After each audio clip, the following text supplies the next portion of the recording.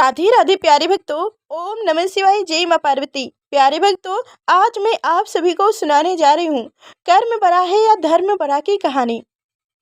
प्यारे भक्तों, हमने कई बार कर्म बड़ा या भाग्य बड़ा इसके बारे में तो जरूर सुना है, परंतु इसके साथ ही एक और प्रश्न उठता है जो हमारे दिमाग में अक्सर घूमता रहता है। वह प्रश्न है, कर्म बड़ा है या धर्म बड़ा। आपने कुछ लोगों को अक्सर यह कहते सुना होगा कि कर्म ही पूजा है, हम तो कर्म करने में विश्वास रखते हैं। तो क्या आपको भी लगता है कि सिर्फ कर्म ही सब कुछ है, धर्म का आपके जीवन में कोई स्थान नहीं है? तो चलिए एक कहानी के माध्यम से जानते हैं कर्म बड़ा है या धर्म बड़ा है। इस कहानी को ध्यानपूर्वक सुनिएगा। एक समय की बात है, धर्म और कर्म आपस में लड़ने लगे कि हम दोनों में बड़ा कौन है।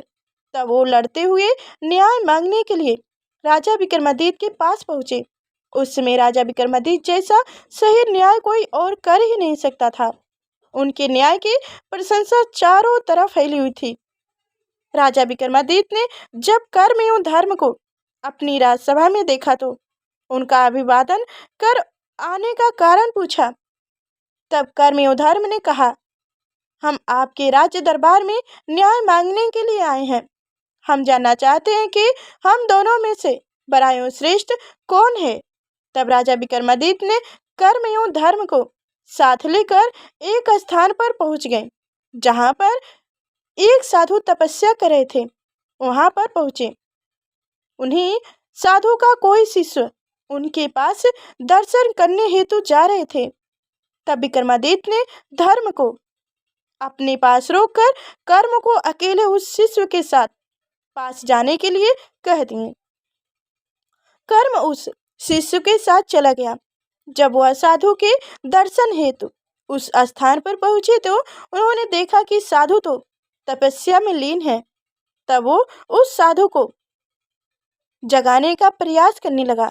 अनेक कोशिशों के बाद भी साधु जब तपस्या से नहीं उठे तो शिष्य ने अपने पास ही रखी लकड़ी को उठाकर उस साधु पर प्रहार कर दिया।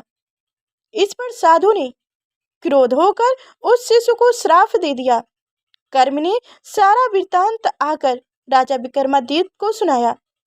तब राजा विक्रमादित्य ने धर्म को अकेले उस शिशु के साथ जाने के लिए कहा।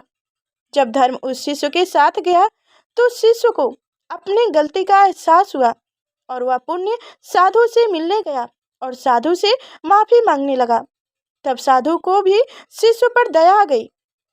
तब उस साधु ने कहा कि मैं श्राप तो वापस नहीं ले सकता, किंतु इससे बाहर निकलने का मार्ग बता सकता हूँ। इस प्रकार उस साधु ने शिष्य को श्राप से बाहर निकालने का मार्ग बताकर उसका जीवन खुशियों से भर दिया। जब धर्म पुण्य विक्रमादित्य के पास आया तब राजा विक्रमादित्य ने धर्म एवं कर्म तीनों मिलकर राजा के दरबार में गए, जहां पर विक्रमादित्य ने अपना फैसला सुनाया।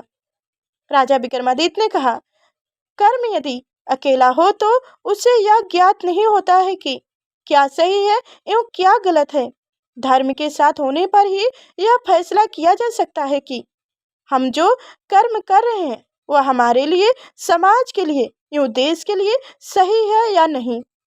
इसलिए धर्म के अभाव में कर्म पूर्वताएं प्रभावित नहीं होता है। इसलिए धर्म और कर्म में धर्म बड़ा है। इस प्रकार कर्म ने धर्म से माफी मांगी और फिर दोनों साथ में चले गए। प्यारे भक्तों, धर्म बड़ा या कर्म बड़ा की इस कहानी को आप सभी को कैसी लगी, कमेंट में अवश्य बताइएगा और लाइक कर चैनल को सब्सक्राइब कर लीजिएगा और साथ में बेल आइकन की घंटी दबा दीजिएगा ताकि आगे जो मैं ऐसी कहानी लेकर आऊँ तो सबसे पहले आप तक नोटिफिकेशन पहुँचे, जो मेरी कहानी को आप सुन सकें। तो हमारे साथ अंत तक बने रहने के लिए धन्यवाद।